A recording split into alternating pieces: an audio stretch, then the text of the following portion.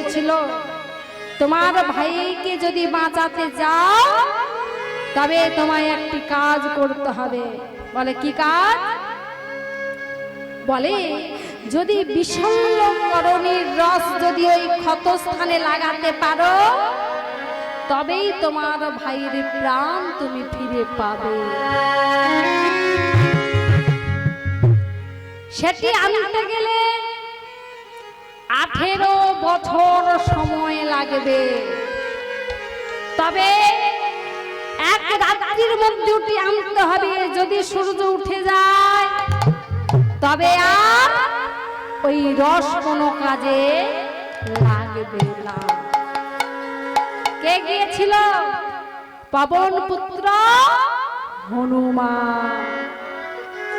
প্রভুর চরণে আছাড় খেয়ে বললেন, প্রভু আপনি যদি আমায় কৃপা করে